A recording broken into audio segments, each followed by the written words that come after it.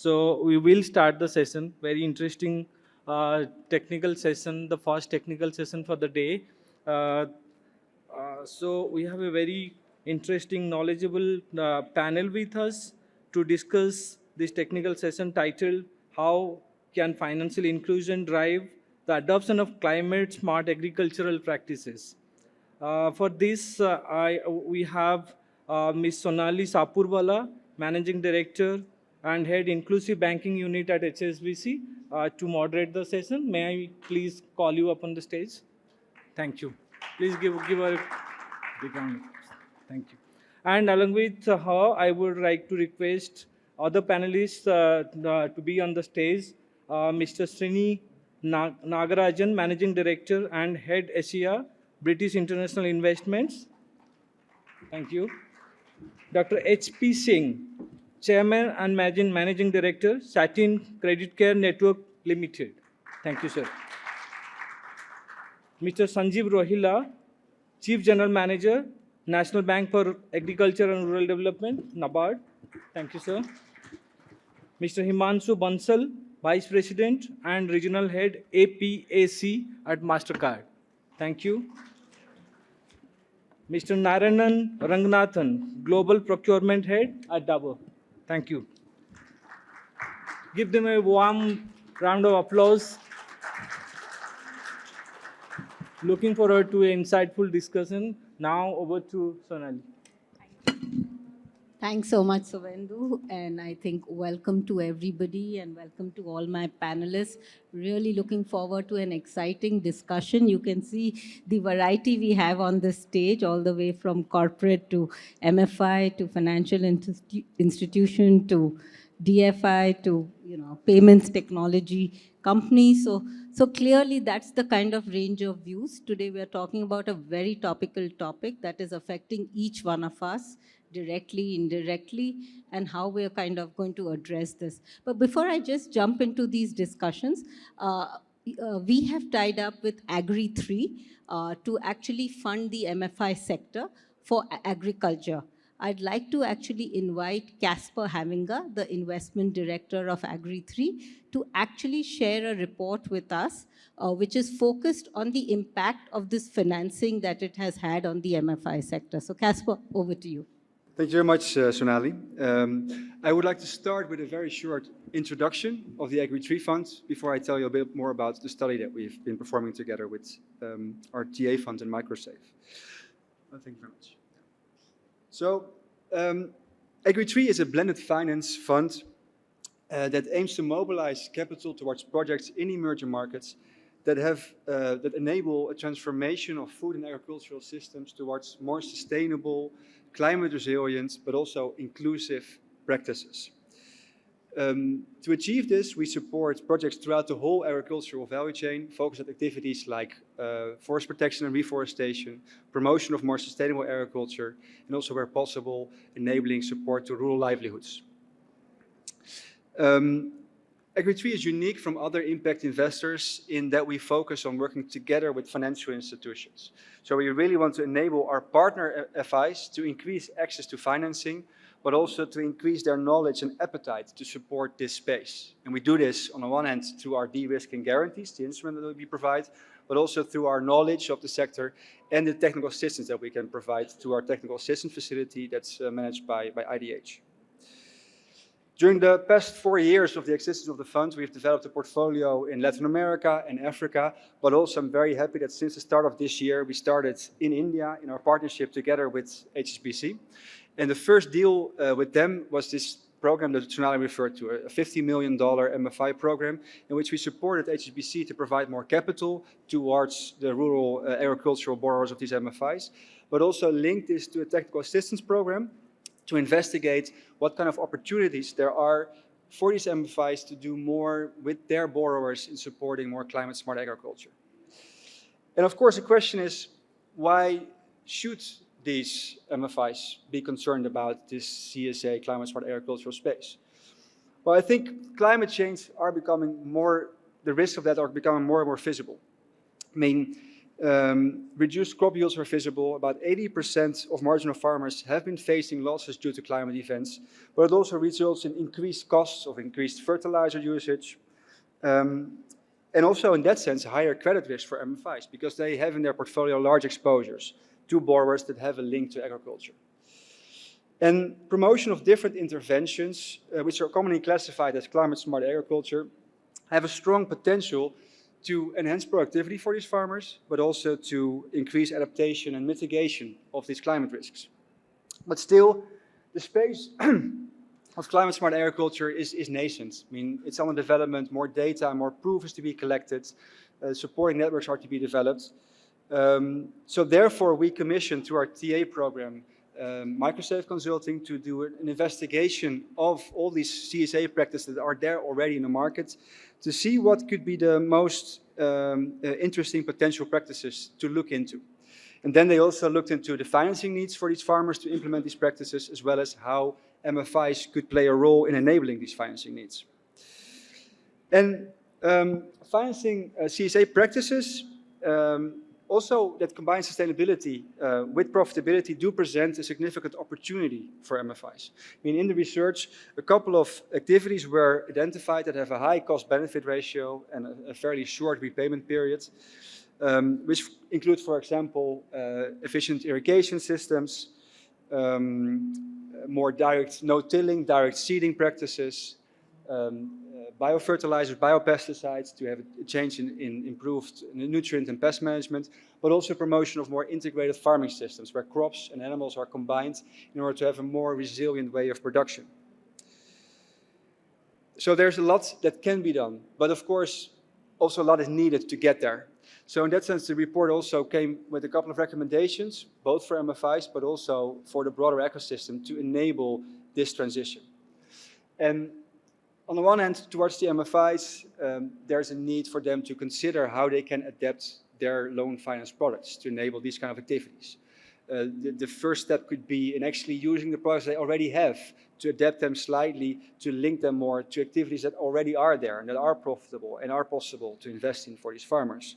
And next to that, there could also be a next step in more innovative, more transformational projects that might require more design and more changes also for these MFIs. But I think even more importantly, and it also came forward out of other discussions, there's much more needed. So also partnerships of MFIs to work together with the equipment manufacturers that have to provide the supply that has to be stable, that have to provide the services post-investment to make sure that everything operates. It's partnerships with government subsidy programs, insurance, agri-techs. Only when the right partnerships are in place, these things can succeed. And I think the final recommendation that also is to basically all of us here, that's about strengthening the ecosystem. Because effective adaptation of CSA requires much more. It requires also the government to get in place the enabling policies with respect to qualifying assets, with respect to enabling banks and MFIs to actually invest in these areas. But also guarantees concessional capital providers to cover the risks that might be higher to invest in these activities. There's training needed for farmer awareness that actually there is products that have a good business case for them. So a lot needs to come together, and therefore I'm also very happy that today we have this great panel of different people from this ecosystem together to have a further discussion on this topic and better understand what can be done and how they could support it. So with that, back to you, Sonali. I'm really looking forward to the further discussion. Thank you so much, Casper.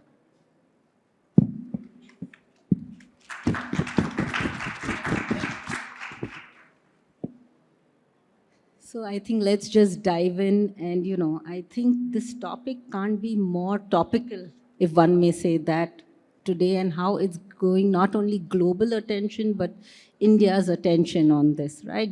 Being a largely agrarian society. How can financial inclusion drive the adoption of climate-smart agriculture practices? I think the next couple of lines that I just want to quote actually sums up what we need to do, right? We have not inherited this planet from our ancestors. We are borrowing it from our children. So I think that should set the urgency of the agenda that we have today. So maybe I can start off with you, Harvinder, or HP, if I may. So clearly, I think right now, the elephant in the room is about the MFI and what's happening there, right? It's most, what's happening, why is the sector going through turmoil, the delinquencies that we are seeing. Maybe you can just shed some light on that. Also, is this correlated to the weather patterns? Can we say that, this cycle that we are going through, could you correlate it to weather? And how does a company like Satin actually, make it weather-proof their portfolio? There's floods, there's droughts, and, you're working across India. And, how do you kind of make your portfolio weather-proof? And what are you doing to drive, climate-smart practices? Sure. Thanks. I think you rightly said, currently the turmoil is, I think, based on climate change, to a very large extent. I think, for us, we've never seen this kind of a heat wave ever. And in fact, even if we have seen it, I think we've never seen this kind of a portfolio at risk, what we've had during this summer, which is a clear indication that I think, somewhere the climate does play a huge part in terms of how the income levels of our borrowers are affected, What to talk of heat wave, I think, then it was floods. Again, unprecedented during this financial year. We've had floods, It's not that, we've seen floods for the first time in our community of borrowers, We've had it earlier.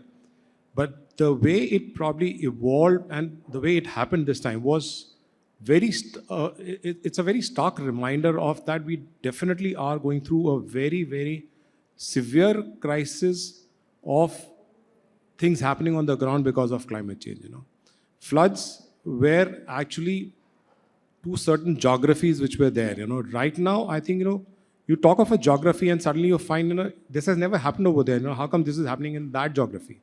So, that has probably what has happened across in terms of how climate change has really affected our borrowers, So once a climate change disaster happens, these heat waves and floods happen, the income levels of the agri and agri-allied community really goes down, You'll have, infrastructural damage also. I'm not talking about the houses and the crops which actually also go through that pattern of severity. But it's the income levels which really go down. For them, it actually becomes a very difficult task to repay their installments. And that is where their credibility, their bureau ratings, their whole credit scores and everything gets affected. So it's not a small change which happens. It's like a complete ecosystem which, which evolves and comes down over there.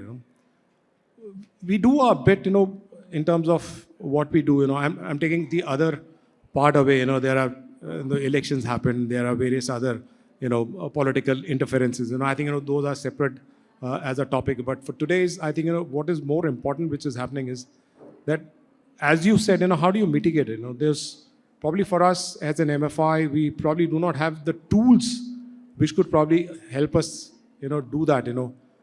There are things which are available in the community which probably can be done. We can tie up with, startups to give weather advisory services. We can actually make the farmers aware of the various crop patterns which will really affect their, will be able to diminish somewhere the climate change factors which are there, But I think, these are still things which are there. People talk about it, but I think, the implementation is a very, very big challenge to do it on the ground, And when we say this, I think, we've had a lot of penetration through internet, through our mobile phones. I think, that is probably one of the key positives which have happened. These will actually lead forward for us to probably create apps, create all these kind of ecosystem which can help navigate these farmers through the changes of climate change, the heat waves and the floods. But overall, I think, for us, it is very important that you are able to make the farmers train on these, You make the farmers talk about it on different aspects of whether, the soil initiatives, various other forms of initiatives of crop patterns, water conservation and everything, I think these are all factors which will come in through awareness and this thing, But definitely, yes, for an MFI, we do need tools now if we have to weather these things, We do need tools besides just a pure monoline product of doing an individual loan or maybe a group loan. Beyond that, can we do equipment loans for them? Can we do any kind of a, fertilizer seed programs? All this is encompassed, but we do not have a very clear-cut pattern how to do it. So it's a difficult task, but it's a task I think with Agri 3 Fund and people like you, HSBC, taking that push forward. I think it will augur well. I think in the coming years as such. But yes, sorry, we definitely have to make a start, and MFI is probably have the biggest outreach to make this possible. Going forward. Thanks, Arvinder. So if I hear you, you actually need products and financing which are more tailor-made to be able to actually deliver this. Absolutely. Srini, let me bring you in here, right? You worked in India, now you're leading the Asia practice for BII. I mean, based on your experience in India and Asia, where are you seeing the opportunities for DFIs to play a role in adoption of these climate-smart agriculture practices, especially amongst the smallholder farmers, right? Could you also share any examples of success in your investee companies where you're able to actually drive this? So we are a UK development financial institution, the oldest in the world, around 75 years old now. Been in existence in India for around 40 years plus. I think what is the definition of a DFI? A definition of a DFI is something which takes greater level of risks, does not displace private capital, crowd in much more commercial investors as opposed to crowding them out, and never forget inclusion in what we do. The fallacy of sustainability is inclusion can be forgotten in sustainability because money gravitates towards larger projects. True. And you can forget the section of society. But unfortunately, climate change affects all walks of society, not just the elite class, but definitely the lower class of the community. I work in Pakistan as well. We never thought 25% of the country will be under floods 2 years back. And many countries, Bangladesh goes through this every year, in India, in various markets. So I think the principal thing here is, fundamentally, we did a survey last year, and 79% of the respondents said that their business is affected by climate change. And 46% said that they're unable to plan their capex because of what the weather patterns are and how that is going to affect the capital expenditure. So this is here, this is real, it is affecting our business. And it is having financial effect on all our business. So beyond our developmental challenge, even a commercial investor should be cognizant of this. So what does this require? I think there are 3 aspects to this. If you look at the bigger picture, you have the net zero by 2050, in India's case is 2070. You have the Just Energy Transition Program. Some countries run, India doesn't have. UK is advising, we are all a part of it, Vietnam, Indonesia, and South Africa. And we have to gravitate more towards adaptation and resilience. That's a big topic by itself. I think most investors still feel it's a government's job, not their job. But it has to make a beginning. You know that unless commercial investors come, things don't scale up. So that's a bigger picture. Then you gravitate down to exactly what's happening on the ground. Then you talk about the different aspects of energy itself today. I'll come to the agriculture in a second. So if you look at energy generation, that's much more commoditized today. In 2018, when we started Ayana as a 100% subsidiary, there was not many people in India. Now I don't need to start Ayana because commercial investors have come in. Now, generation is more commoditized, but there are other aspects of energy which are still, storage is still in a nascent stage. We need more technologies and storage to give round-the-clock power to the farmers, etc. What we need in developing markets like us is more decentralized solutions, not dependent on the grid. The decentralized solutions, for example, we are working in one of the islands in Philippines about microgrid solutions. Because I think they cannot be connected to the grid. Grid connectivity in most of our markets is a big issue. And these islands, mostly in Indonesia and Philippines, are very far away from the main cities. It's very difficult. So we're working on microgrid solutions. The problem is it requires, demand is very unpredictable, and that's how we help the fishing community there, really. And of course, that has to have a backup of battery, and that will have a backup of gensets, which is not our preferred option, by the way. Anyway, as a backup option, we have to agree to it. but that's work in progress. And the Indonesian government is working on de-dieselization projects, which is a very big thing. So around 2.3 gigawatt. So I think what is needed here is three things. Number one, the normal venture capital approach to climate tech funds will not work. There is a valley of death it can go through. What venture capital climate tech funds require is more patient money. It requires a combination of three things. It requires venture capital, it requires some debt support because there will be some capital equipments, and it requires blended finance. Blended finance by itself is a very big concept, right? Blended finance, if you look at the world philanthropy, I'm told in 22, 23, there are only 2% which came into climate. So blended finance is an area which we are working a lot on. We are working with MAS of Singapore, and there is a big program called FAST-P program.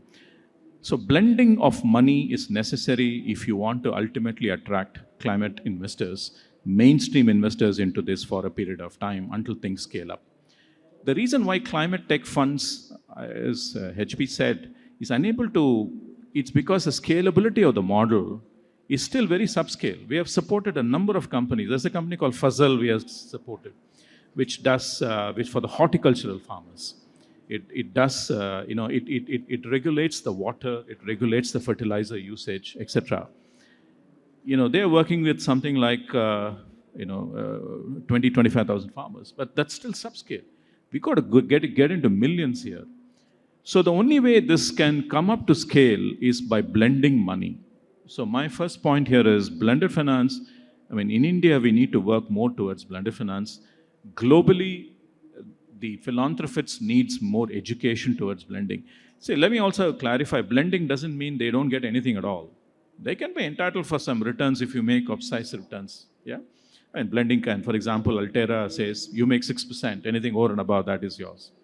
So you need blending of money. Second thing is, DFI should play a prominent role.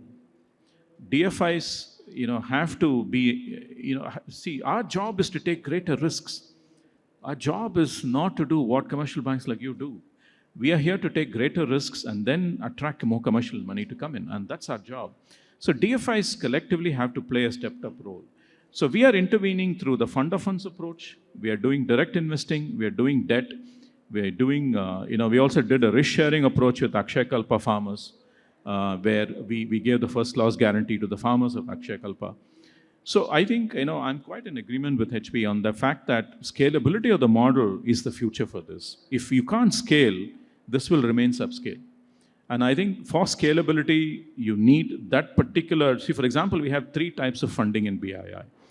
First is our growth capital, where we do by and large everything. Then we have catalytic capital, where we take higher risks on transactions.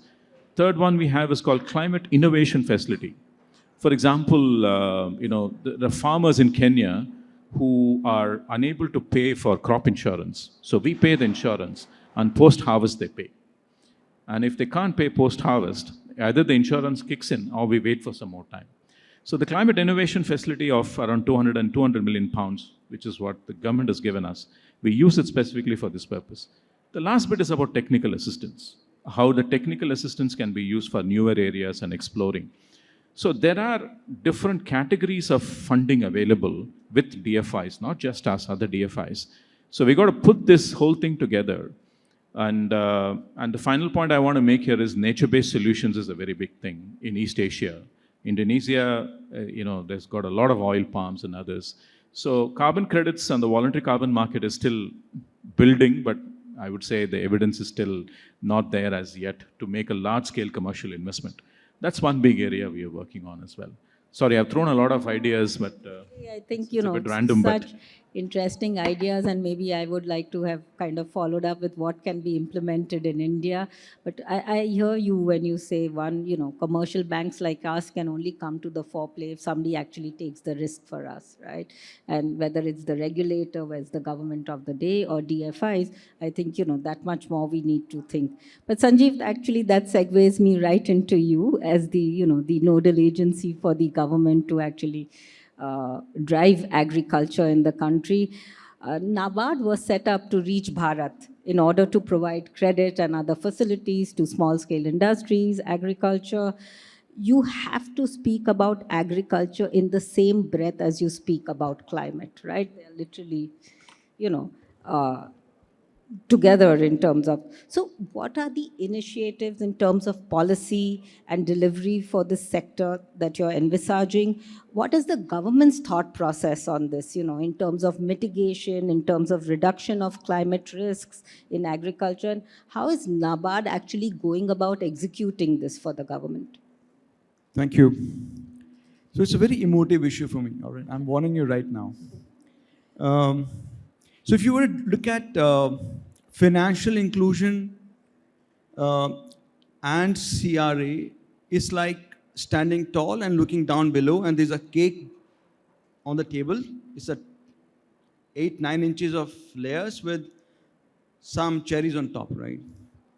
And you're looking only at the white background and the cherries, right? You don't look at the 8-9 layers which are under that.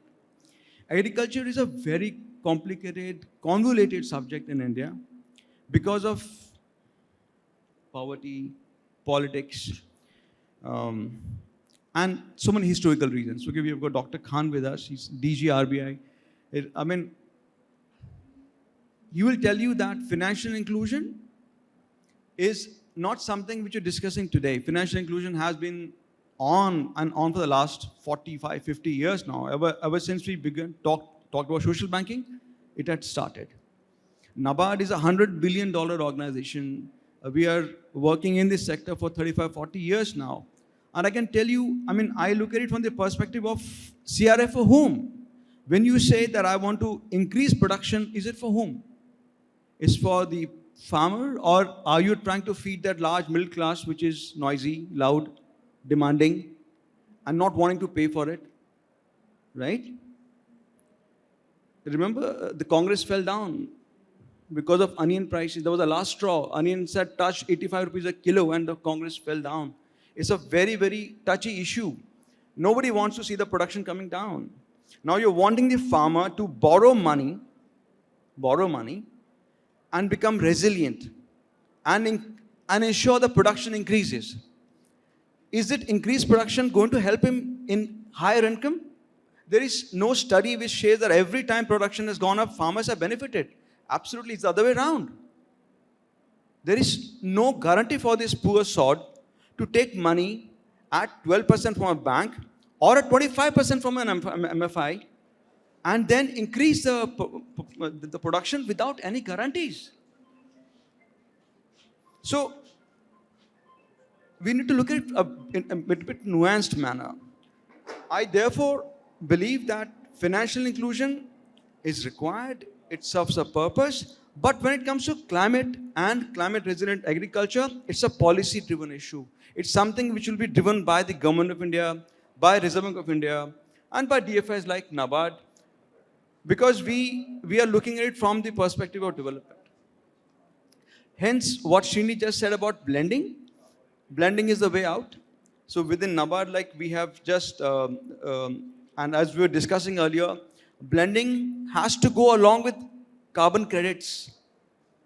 See, if a farmer, imagine if you are the farmer, Sonali, if you are the farmer and I come to you and you are having a 2-acre farm, okay?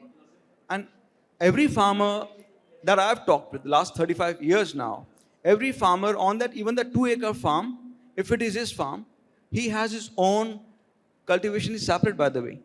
The brinjals which you get are not the brinjals which his family eats. He doesn't dump urea into his crop over there. He's aware of that. So he knows he will survive. COVID was a realization, right? When COVID happened, we all went back to the fields. Right? We all had farmhouses. We are getting out of the cities, right? So if really things come to their head, the farmer will be ensconced. He has got his safety zone. The rich people have got their own access to resources, there are organic farming, their certification. Is the large middle class which is the issue, and call it demographic dividend, whatever. But this whole agenda of increasing production and giving clean food is something which has to benefit the farmer.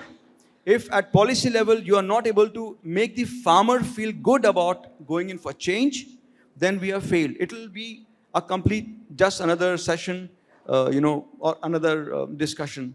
Farmer has to benefit. Farmer will benefit if the rates are low. Number one, interest rate has to be around 7.58%. And then there has to be a whole ecosystem around him which ensures that the effort which he's making to change his way of living, the way of thinking, is rewarded by the system. So it could mean lower interest rates. It could mean government of India stepping up to help him in branding. It could be, an army of surveyors who says, okay, this is CRA certified food. It will be branded by the state. You have to think out of the box. You have to think out of the box. On its own, financial inclusion will not serve the purpose. It's just a little issue in the. Our credit has been increasing year on year. Yeah, we've got 15% increase this year in ground level credit. The GV of agri was 5% increase. So farmers are not getting inadequate money, by the way. Yes, there are spatial disparities. Farmers in Punjab are getting more money, Andhra Pradesh more money, Northeast less money. Those issues are there. But in macro terms, finance has been increasing. RBI has ensured that. So that's my take on it. It's not just financial inclusion, my dear. I really believe it's a very layered subject, and it needs multiple players to play a role. And DFIs are definitely a role player in that. And most importantly is the government of India. Even something as small as like a carbon credit, a farmer, if I ask him to move from one crop to the other and say, you take up agroforestry, this money will come to you 5 years from now, and you'll be earning carbon credits at 90 euros or $80, per carbon credit. And will he move? Does he trust the system so much that he will go on for 5 years listening to my storytelling? You have to give him some money. That's called the transition money. Who will give the transition money? That has to come through blending. We have to mix our grant and our credit. And I believe going ahead, banks and MFIs will have to at least earmark some money out of their balance sheets for this blending. It cannot be business as usual. You'll have to, otherwise it's a question of, as you said, it's for the future, yeah? It's an existential issue. So maybe when it really gets very bad, that's when we'll hit the policy button. Till that time, we'll look at finance as a remedy or something or the other. No, Sanjeev, agree with you. I think, we've been over the last maybe 5-6 decades, I think, we have priority sector lending guidelines, of which 10% goes to small and marginal farmers, right? So government has pushed that, and you are seeing credit going there. But I think more, and maybe I'll come back to you again, is how is the government going to create this environment, right, to attract this blended finance, whether it's commercial, whether it's DFI, we need that environment. So maybe I can come back to you, but, let's get the corporate lens now. Narayanan, maybe, I can move to you next.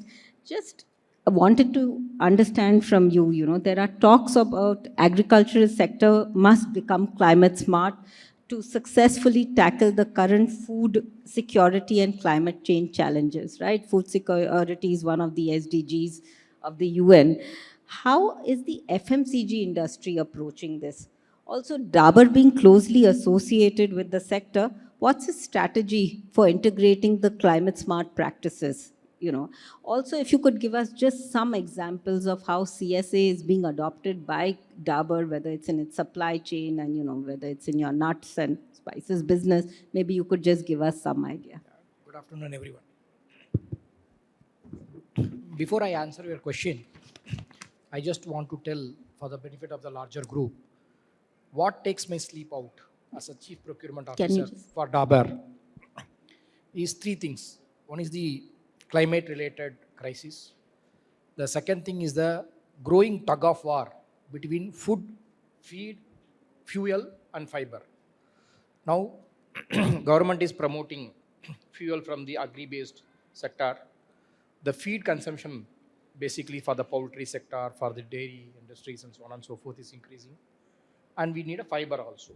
So the tug of war between the food security, fuel security, fiber security, as well as the fuel security, this is going to really create a huge crisis For a country like India, where there is a growing population, land is limited. The third is the adoption of technologies, which is also something which is really taking sleep out of me. Having said and done, in Dabur is India's number one Ayurvedic company.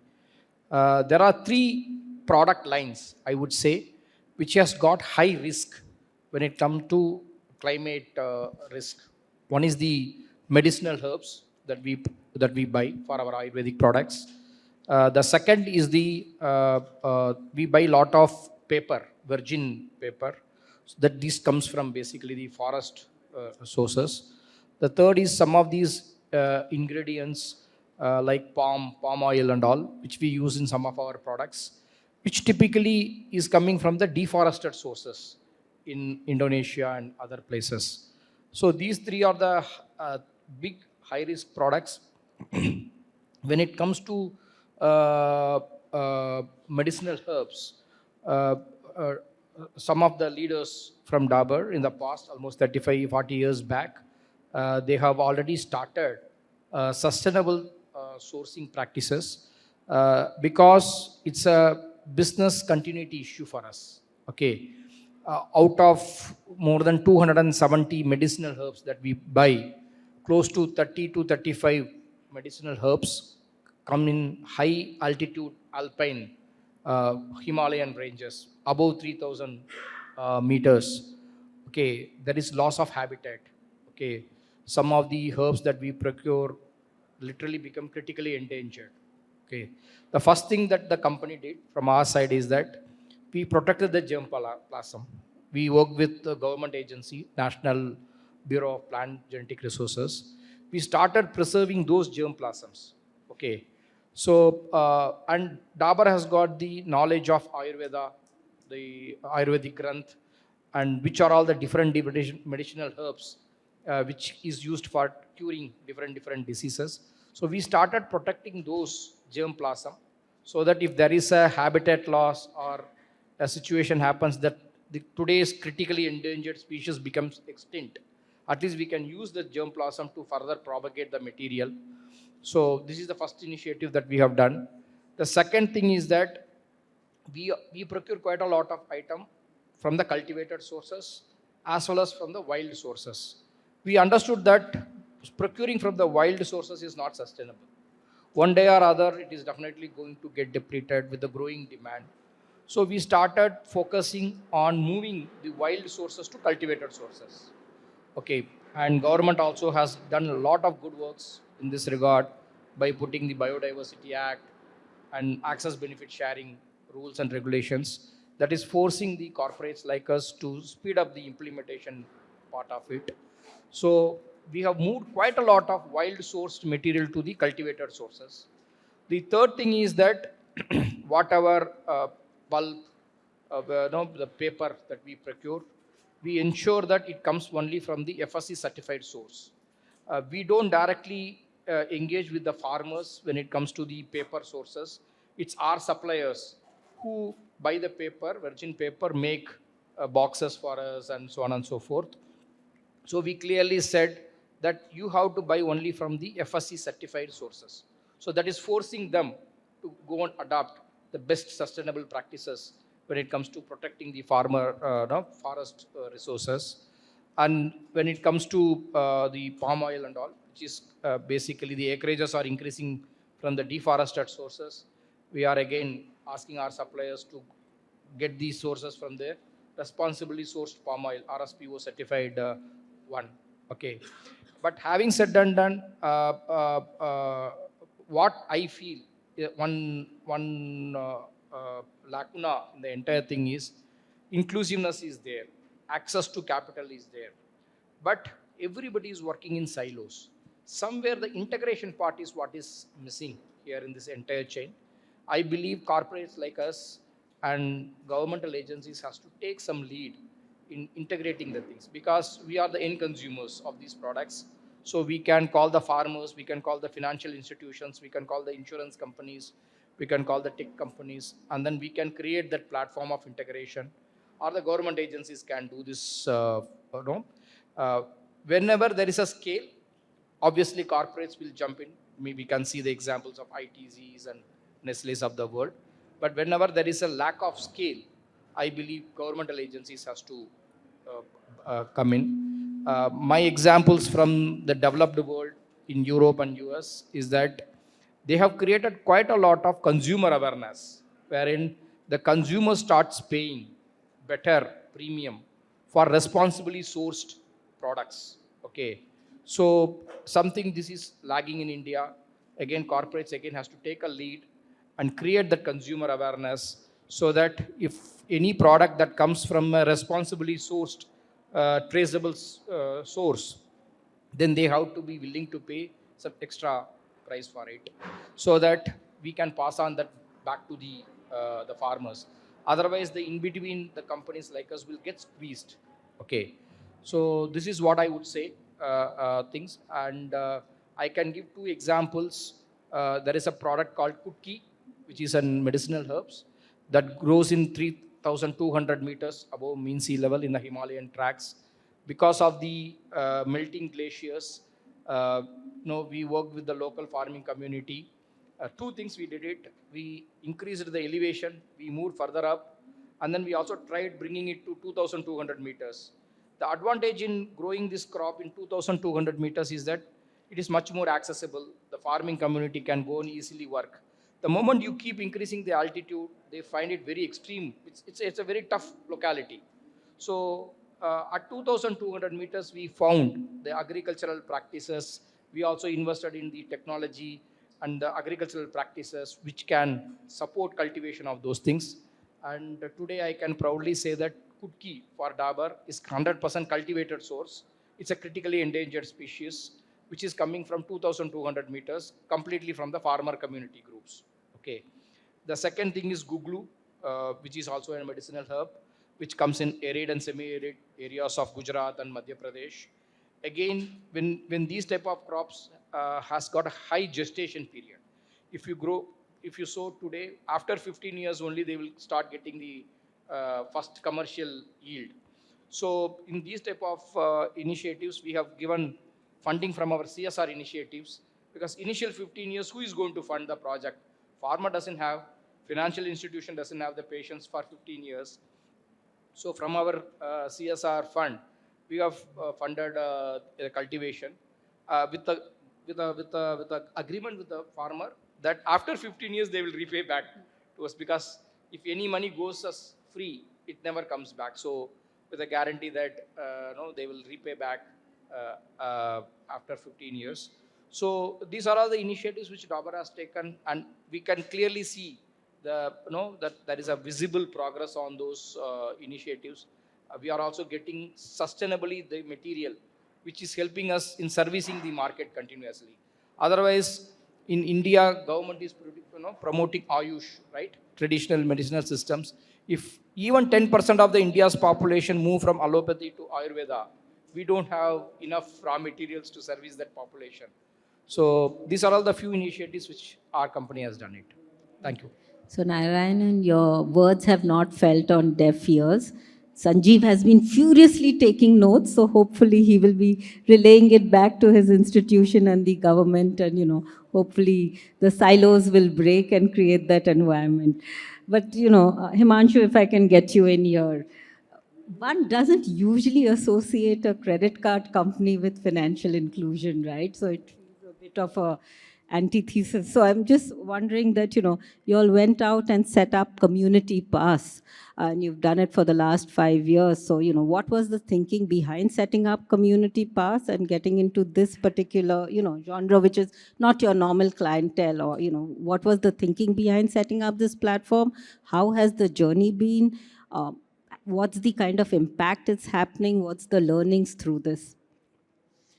Yeah, Sonali. So, first of all, we're not a credit card company. We're a technology company who is also in the payments and card space. Yeah, exactly.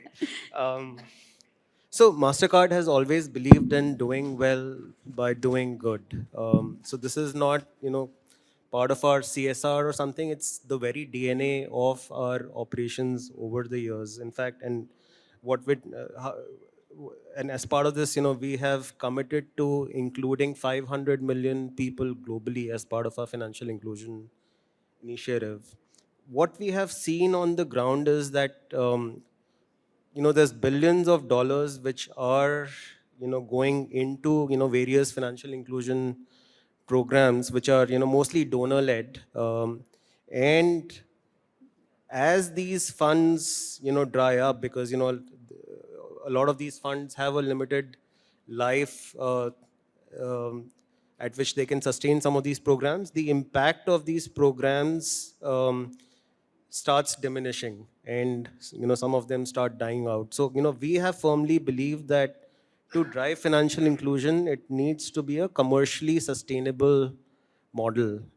And with our expertise as a technology provider, we decided to set up a commercially sustainable technology platform, which is called Community Pass. And we've been focusing on digitizing the rural ecosystem as part of this, especially in India, because we see, there's a lot of good work which has been done by the government and the fintechs, where urban is kind of getting solved for, but, the rural ecosystem and the farming community still has challenges around financial inclusion. So that was the genesis of Community Pass.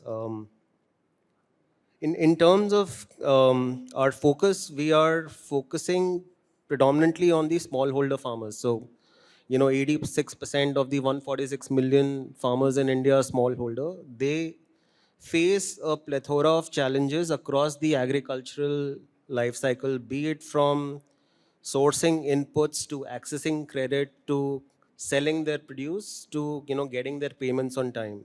So you cannot really drive climate smart agriculture or initiatives with these smallholder farmers, which is our focus area, till you have solved for some of these, right?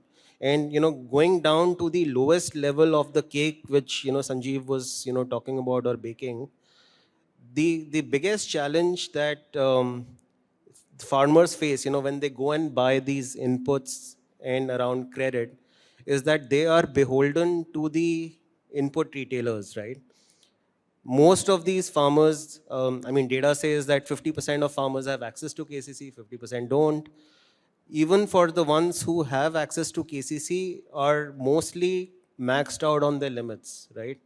Because KCC does not ask you questions, when you get the credit funds, what are you going to spend it on? So a lot of funds get spent on personal use, so to buy a TV or marriage, education, etc. So when they're going to buy inputs, they don't have a credit line or credit availability. So the retailer is essentially pushing products, which he wants to push, which some of them could be, white labeled, high margin products, which the farmer doesn't even need. And the farmer cannot question him because, he has to get those products from him on credit. So what are the chances that the farmer at that point in time can go and ask for a climate friendly input product, right? It's non-existent. So how is Community Pass trying to solve for that? We are an ecosystem marketplace where we're connecting farmers and FPOs to off-takers, input providers, and lenders. So through this process, the farmer and the FPOs have access to multiple input providers where they can choose the kind of inputs that they want to procure. And we're also enabling credit for these inputs at the same time. We have launched a farmer card, which is a multi-wallet card through which the lenders can push the credit funds into this particular closed loop wallet, which allows the lender to ensure that the end use for these funds is only to purchase inputs, and specifically at certain stores, which are retailers or FPOs, where the agri-tech who's bringing in those farmers can control that the right products are being sold to the farmer. We're also enabling advisory services to these farmers through our partners who are deploying agents on the ground. So these agents would go every fortnight or every 3 weeks to the farmer, see what kind of practices they are following, how the crop is coming up, and advise them on the right organic products. And as part of that process, again, they're enabling credit for these the purchase of these products. And obviously, the ticket size um, for these climate smart products is slightly higher. So which is why we are focusing on enabling credit for these products and for these farmers. We have brought in a credit guarantee with through DFC as well, where we're working with a couple of banks to build customized database products for lending to these farmers, leveraging some of the data that comes through the platform. And being banks, it's going to be lower in terms of rate of interest.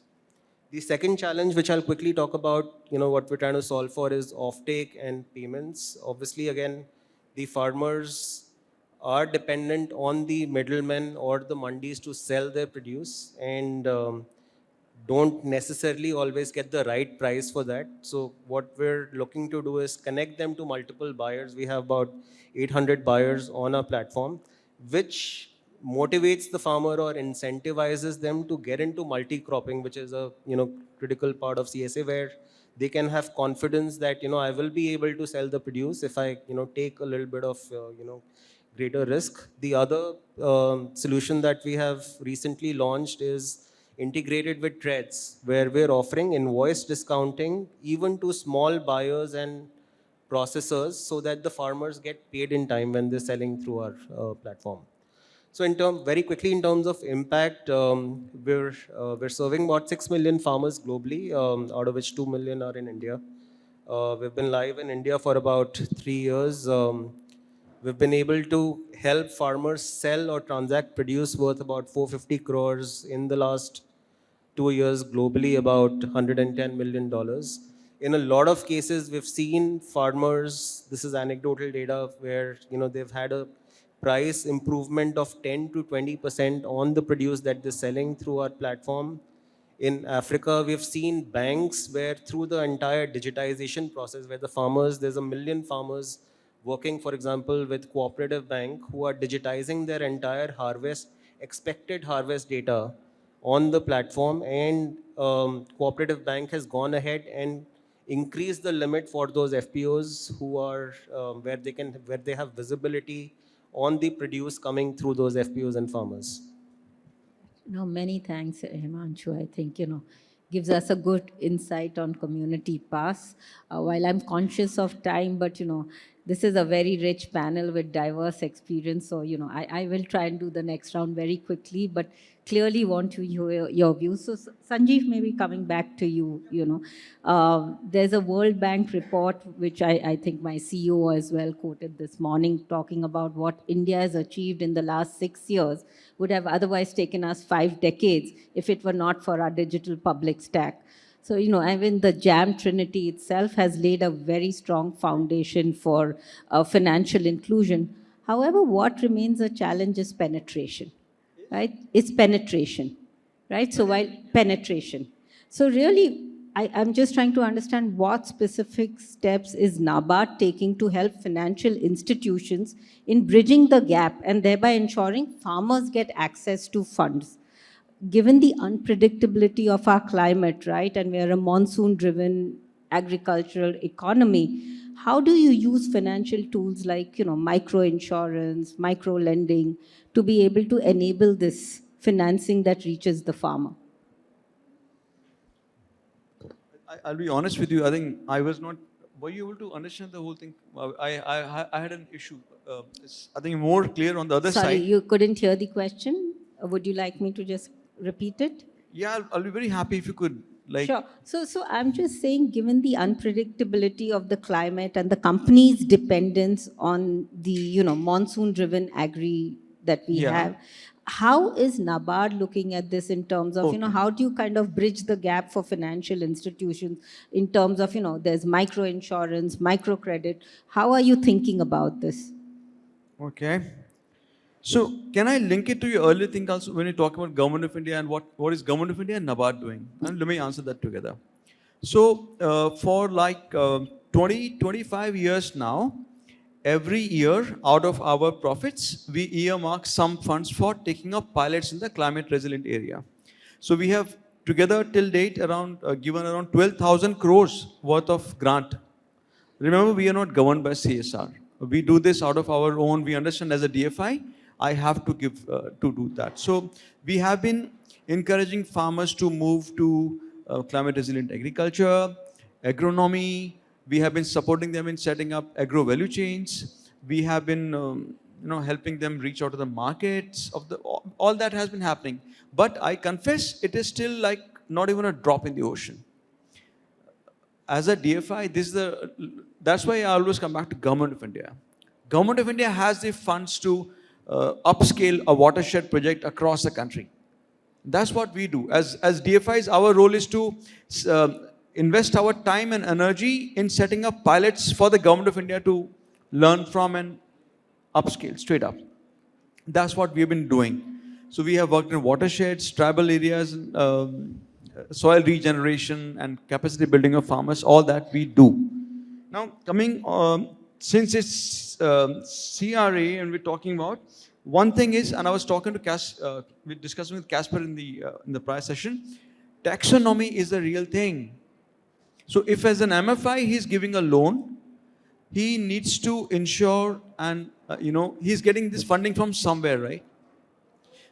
If he's getting his funding from, say, IFC or World Bank, the World Bank wants to know at the end of the year, the money which you have given, is it green or not green?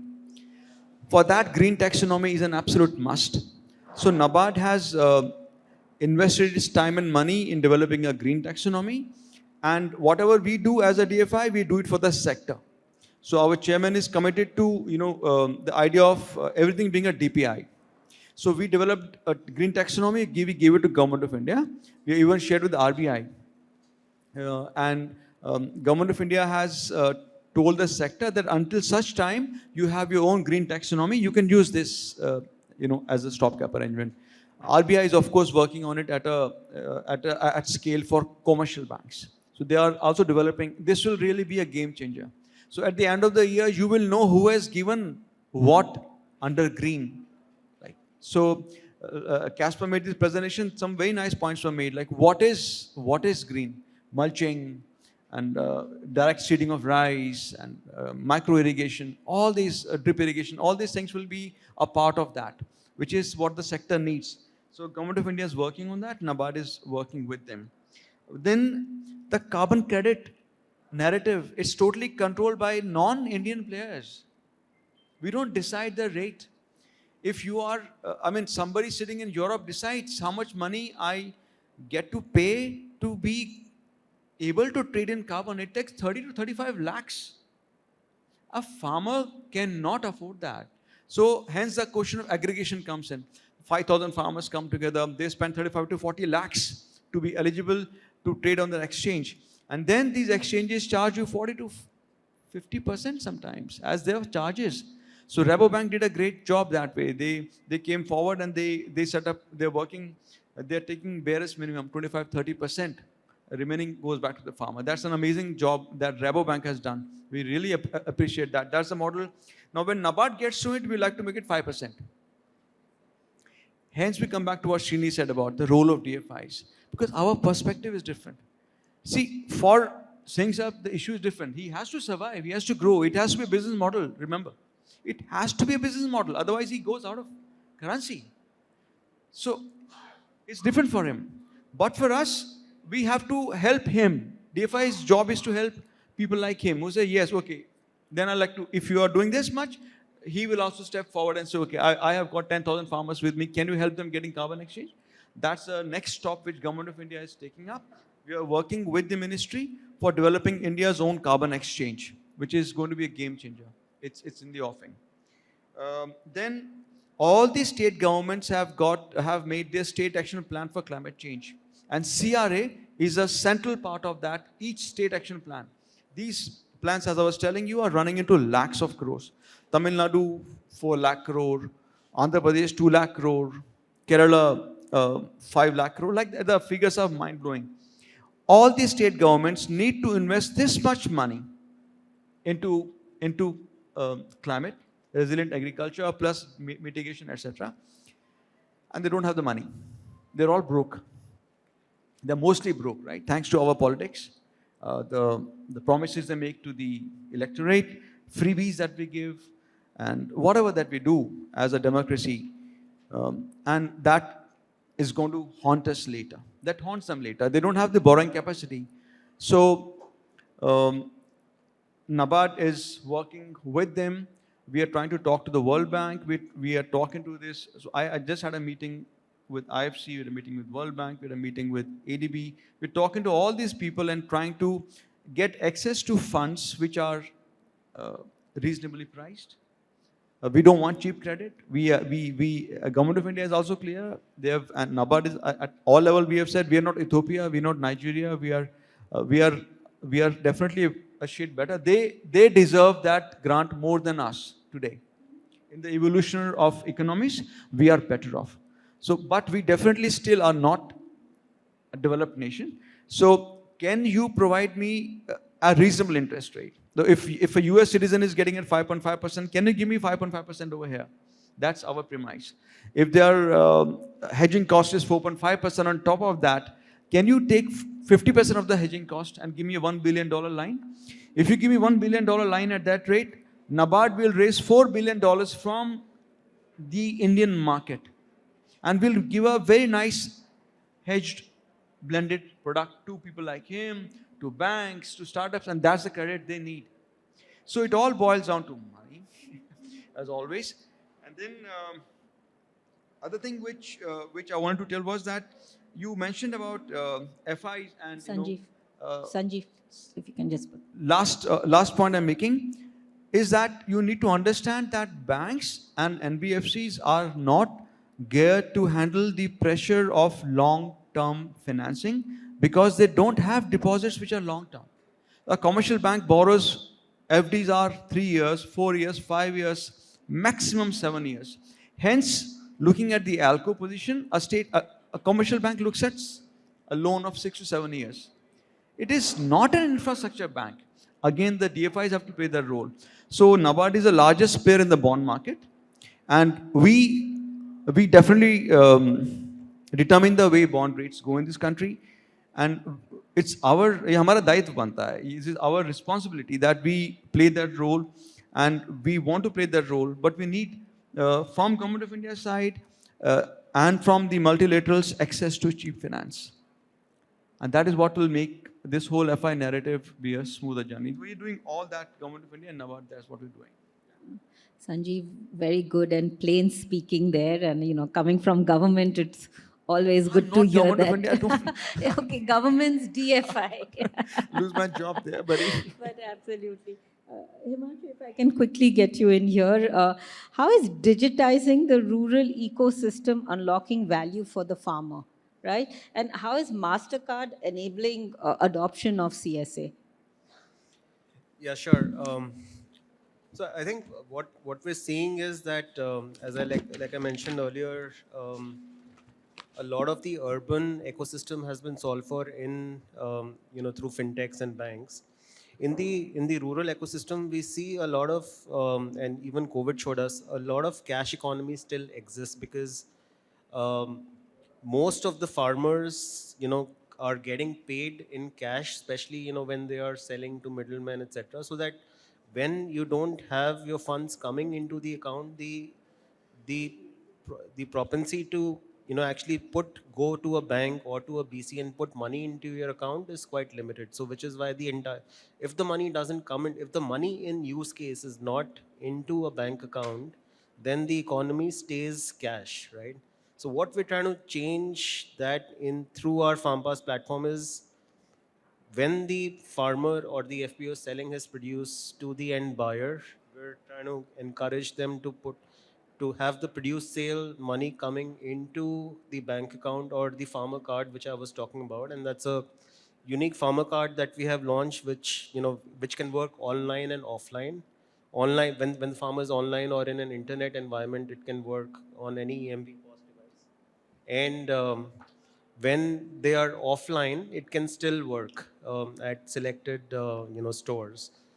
We're also through the card enabling government subsidies to be pushed onto the card. So our card also has a QR through which the farmer can find out what government benefits, schemes, subsidies he is eligible for, and our partner agents on the ground actually enable them to get those funds back into that account. So net, what we're trying to do is see how can that money in be digitized, and especially from a credit perspective, as I was mentioning earlier, the credit funds on the card can be end use controlled so that they are only spent for purchasing inputs or the right use case for which the farmer had used the credit for. So that's how we're trying to change that so that it becomes a more digital cycle, more of a digital economy, and we get out of the cash prevalence in the rural ecosystem.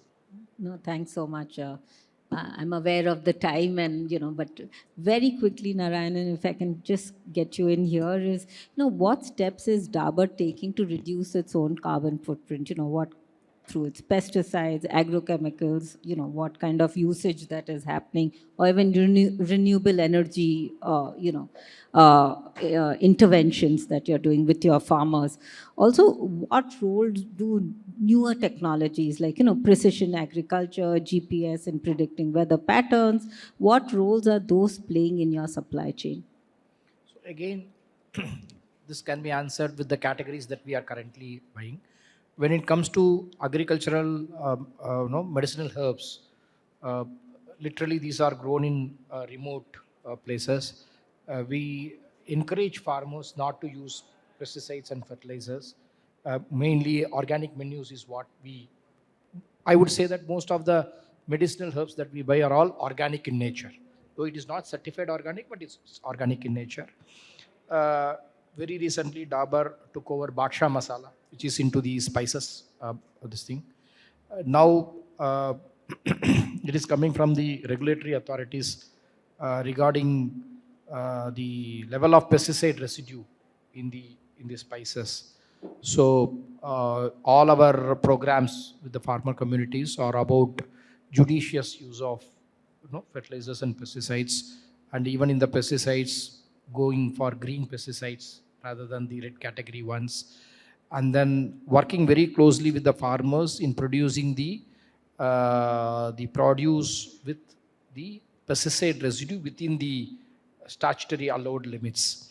When we start engaging with the farmers to produce these type of products, obviously we ensure that the farmer gets more crop for every drop of water. So therefore, judicious use of water comes into place wherever there is use of drip irrigation or the things that we encourage the farmers to do it.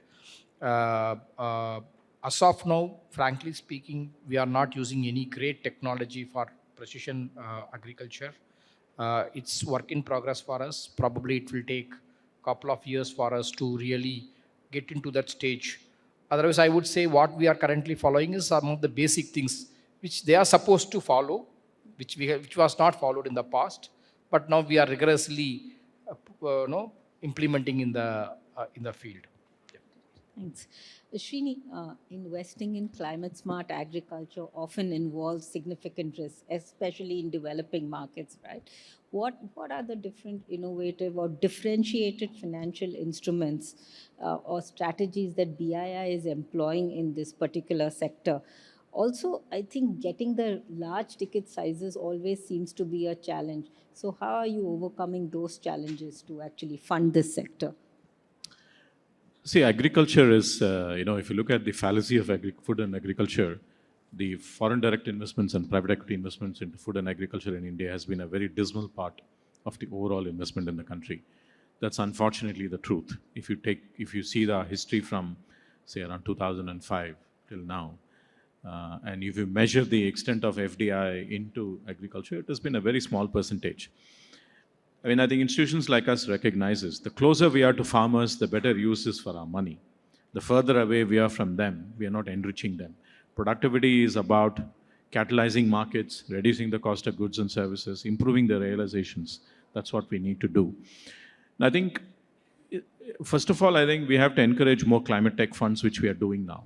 And we want to provide a bit more patient capital to them and differential forms of capital, like I said. So climate tech funds and encouraging them to do more in the form of in scaling the businesses up and tying up with the NBFCs and banks is the most important part. The second thing is, I think, something like, guarantee products, the first loss guarantee, that works very efficiently in most markets. It could be funded or unfunded. Normally it's unfunded. So I think I think we must encourage institutions like you to do more using our guarantee products. That's the easiest way for us to try and scale it up, and there is a lot of alignment of interest. In some economies, we set up some amount of the permanent capital vehicle. We have done that in Ghana, in Zambia, and we are looking at it to do this in Asia.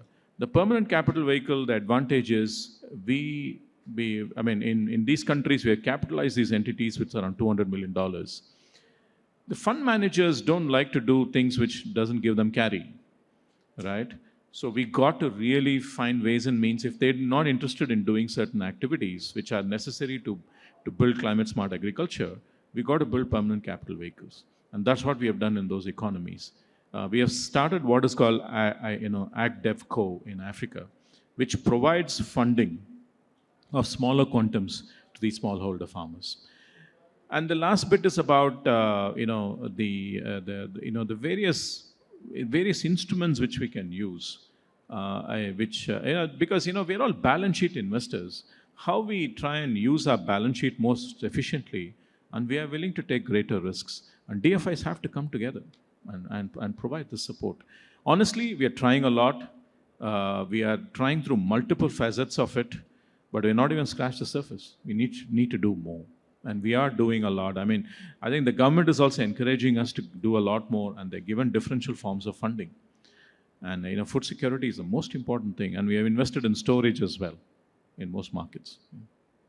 I think just give me 2 more minutes, and I think, Harvinder, the last word to you. What would your ask be from the regulator, the government, the blended finance, people sitting here? How can we enable, because you're reaching the last mile, right? You're the one who's actually going to deliver these solutions. So what would your ask be to all of us sitting here? I think for us, we just have a monoline product. I think we'll have to move away from that. Create products. I don't know who creates it. We create it, but who actually gives it the sanctity? The regulator, the bankers, whosoever is there as our stakeholders in the ecosystem. And I think that is probably what is important is, because if we just live in this world of MFIs having the largest outreach in terms of villages. Now, if I tell you about us, we are present in about 100,000 villages out of 600,000 in India. And that's quite a reach, But for us, it's just one product, We just can't deviate from there and actually create a product which is used by the farmers, by the community, which actually requires it to be done. Now, over there, we'll have to struggle with it basically because the whole ecosystem doesn't work, on that pace, So I think, it's very important for us to understand the importance of this, because this is like phenomenon which is going to hurt everybody or benefit everybody. I think, that's what the whole baseline is all about. And if we are able to do that with our outreach, I think we'll be able to do wonders, which I think probably, sorry to say, DFIs, banks, and everybody would not have been able to do just because of our outreach. So I think that's probably the end all of in terms of saying what we can do, and this is probably the way we can actually all partner together and just use our outreach to probably achieve this CSA part. This has been a great discussion. And I think we've heard such a different range of views and lots to take back home and to see what we can actually execute. I think these lines sum it up really well. We've all grown up with these lines. We've all heard this Manoj Kumar song, which says, Meri desh ki dharti, sona ugle, ugle heere moti, meri desh ki dharti. So really what was true 60 years back is very much true now as well, and we all have to give back to this for us to have a sustainable future, a secure future.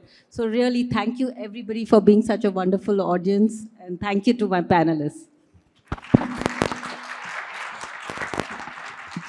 And thank you very much, panelists, engrossing discussions, great ideas. Thank you, Sonali, for the deft moderation.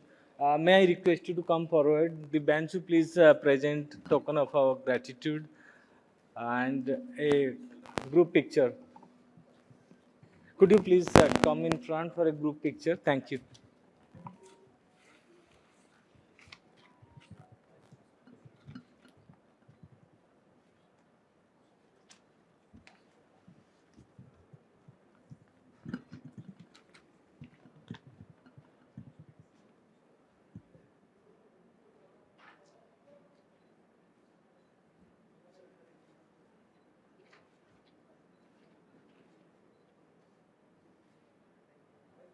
Thanks, everyone. Now we break for the next plenary.